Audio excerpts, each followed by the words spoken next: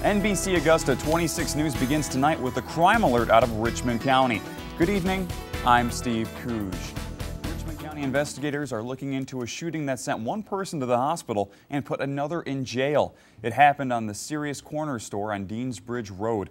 Investigators say the owner of the store, Raheen Badger, got into a fight with the man Friday evening. Now tonight, that man is believed to have opened fire on the store several times, hitting one customer in the foot. The shooter then drove away from the scene. When investigators arrived back at the store, they found a large amount of drugs inside and a gun. Now Badgers is in jail tonight for what could be drug charges. Investigators say they have a couple of names of who the shooter could be, but no arrests have been made. If you have any information, please call the Richmond County Sheriff's Office. The man wanted in connection with Richmond County's first murder of the year is finally in custody tonight. Richmond County investigators say this afternoon Michael Falks turned himself in. Falks was wanted on charges of murder and possession of a firearm during a crime. He's charged with a deadly shooting at River Glen Apartments off Telfair Street last Sunday. Jamar Wright was shot at least one time. He died later at MCG Health. While Augusta's first murder is finally solved, Richmond County investigators are looking into the county's second murder tonight. It happened Friday night around 9:40 p.m. A 68-year-old man was found shot to death at his home on 2405 Fairmount Street. That's off of Wheelus Road. Jason Boyd's girlfriend of more than 20 years found his body last night. Investigators say Carl Randall Gibbs is wanted for questioning tonight. Right now, there are no suspects in custody. One of Boyd's neighbors tells police that yesterday around dusk, they saw a car pass in front of Boyd's home. The car was described as a mid-90s model Ford Crown Victoria, tan or gray in color. It's unknown if the vehicle has any relation to this case, but investigators want to locate the car and the driver to question them. One woman says she moved to the neighborhood in July and is surprised by the murder, but she said she's going to wait until passing judgment on the area. It does strike some concern. Not a whole lot, because like I said, this is the first incident that, I've seen in this area since we've been here. Now, of course, if something else was to happen, then of course they'll be like, yes, there's need to look into, okay, what's going on with the neighborhood, fine. Anyone with information on the murder of Judson Boyd is asked to call 706-821-1080. That's the Richmond County Sheriff's Office. Callers can remain anonymous. Richmond County investigators also need your help finding this man who robbed the H&S Wine and Spirit store this afternoon. Investigators say a man entered the store and gave the clerk a note demanding money. The man left the store driving a golden color late 90s Cadillac with tinted windows. A teacher from South Aiken is in hot water tonight for being accused of kissing and touching a 15-year-old student of his. The Aiken Department of Public Safety tells NBC Augusta Craig Kessler is charged with contributing to the delinquency of a minor and assault and battery of a high and aggravated nature. Officers say the incident happened between November and December. They say Kessler met a girl who was a student at the time at a secret location on school property where the kissing and touching took place. Tonight, Kessler is out on bond. In your money tonight, President-elect Barack Obama says his economic proposal could create more than 4 million jobs. That's about 1 million more than he said he would be needed to lift the country out of recession. He warns that if nothing is done, however, the recession and high unemployment rates could last for years. Now into the third week, the war in Gaza shows no sign of either side coming to a truce. A top Hamas leader says the Gaza war has killed the last for settlement for negotiations with Israel. Palestinian President Mahmoud Abbas is predicting what he calls a waterfall of blood unless Israel and Hamas agree to the United Nations call for a lasting ceasefire in Gaza. New at 11, a lone gunman goes on a shooting rampage in New York. The shooting happened near Albany on Interstate 90. Police say a gunman opened fire after being pulled over by a state trooper. Traffic was shut down in both directions as the gunman and police shot back and forth at one another.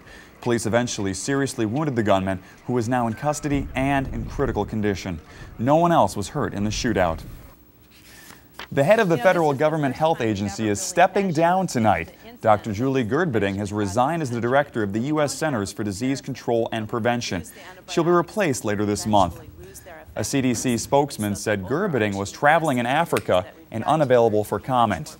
Gerberding was appointed head of the CDC back in 2002. Well, a group of American kids got a chance to see what life is like in another country. Boy Scout and Girl Scout troops from here in Augusta and at Fort Hood in Texas participated in the teleconference with scouts all the way over in Iraq. NBC Augusta's Ariel Clay shows us what they talked about and about the lessons they learned.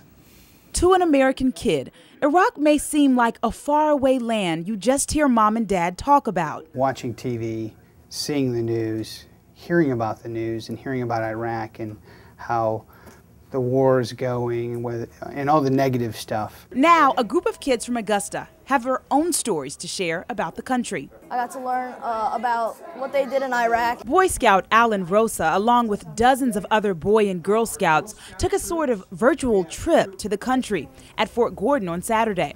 By teleconference, troops from Augusta and Texas talked to scouts in Iraq, asking each other questions about life and what else? Scouting. What's your favorite thing to do when you're camping? What kind of music do you listen to? And what's your favorite food? I love the kebab, the tikka, the grape leaves, and the pizza. Most of the questions asked today had to do with your everyday stuff. What's your favorite food? What do you like to do in your pastime? But some of the answers by the Iraqi scouts revealed some harsh realities of war. What's it like being in a war zone? We fear the war. Parents picked up on some of the more sobering details of life in Iraq. I noticed how dangerous it still is for the kids. They gather together, but it may not necessarily be a safe thing. Overall, the exchange helped the kids realize that despite being miles apart, they're really not that different. And as for their differences, we'll probably build on that next time we meet, maybe even have kebabs and grape leaves. In Fort Gordon, Ariel Clay, NBC Augusta, 26 News. Wow, that is amazing that they can talk all the way across the oceans like that. In all, about 34 scouts attended the teleconference. Now, your NBC Storm Tracker forecast with Rich Rogers. We're going to take another look at Storm Tracker ESP Live Operator. I have a shower that just moved through downtown Augusta now over Aiken right now. Light shower, but kind of the first shower to move through the area, and do have some more showers to the north of us right around Lake Thurman, stretching from northern McDuffie County all the way into Edgefield County.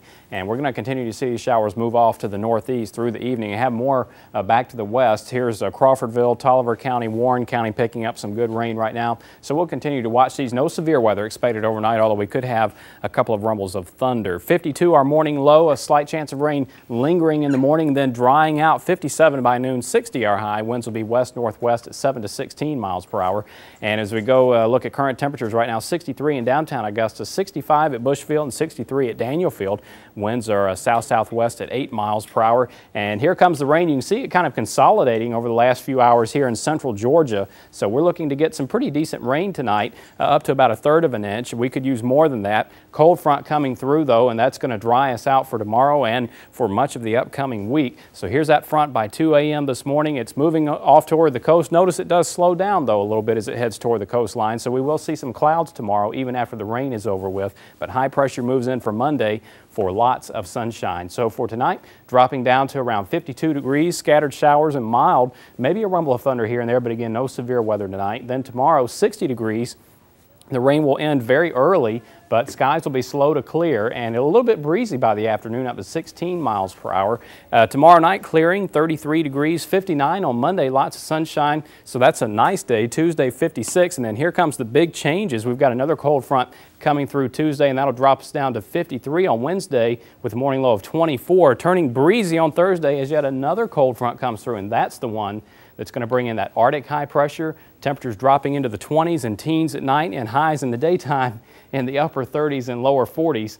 Jason Folk is here tonight with a look at sports. And Jason, we're going from like golf weather to hockey weather toward the end of the week. Yeah, man, it's like once you get the summer clothes up, you got to bring them back out. Now we got to bring the winter clothes back That's out. Right. But it's all good. Tonight, the Georgia Golf Hall of Fame has 4 new members, and among those honored tonight, Douglas, Georgia's Larry Henson, who despite having a withered left arm following a childhood bout with polio, played on the PGA Tour for 9 years. Henson is joined in this year's Hall of Fame class by Atlanta's Darwin White and Perry Adair, along with Jekyll Island's Johnny Polk. We'd like to congratulate all 4 men on being honored tonight. Coming up a little bit later in sports, a couple of thrillers tonight at Augusta State. We will have the highlights. Well, the Golden Globes is less than 24 hours away, and some movie makers could lose a lot of money depending on the outcome. Next on NBC Augusta 26 News at 11, we'll tell you how one film company plans to actually cash in on tomorrow night's awards. Stay with us.